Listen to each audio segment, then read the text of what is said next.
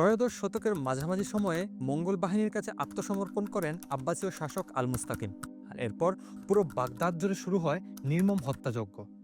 হাজার হাজার নিরপরাধ মানুষকে নির্মমভাবে হত্যা করে মঙ্গোলিয়ান বাহিনী, আর ধ্বংস করে অসংখ্য গুরুত্বপূর্ণ স্থাপনা।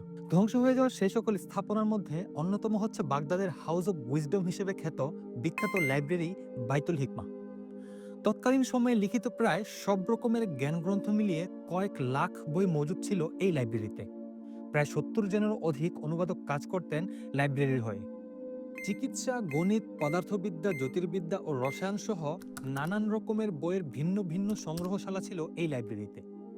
বলা হয়ে থাকে, যখন কোনো অনুবাদক প্রাচীন কোনো গ্রন্থের অনুবাদ করে নিয়ে আসতেন, তখন আব্বাসীয় শাসকগণ তাকে সেই বইয়ের ওজন সমপরিমাণ স্বর্ণ উপহার দিতেন। এমনকি গণিতবিদ আল খাওয়ারিজমি এই সময় তার বিখ্যাত গণিত গ্রন্থ কিতাবুল জাবর লিখেছিলেন, যা পরবর্তী সময়ে পৃথিবীর অসংখ্য গণিতবিদদের জন্য অনুপ্রেরণা হয়েছিল।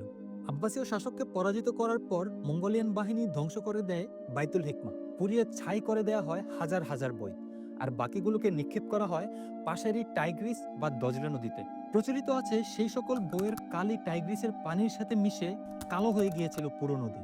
আর এভাবেই টাইগ্রিসের পানির সাথে মিলিয়ে যায় মুসলিম ইতিহাসের সোনালী এক অধ্যায়।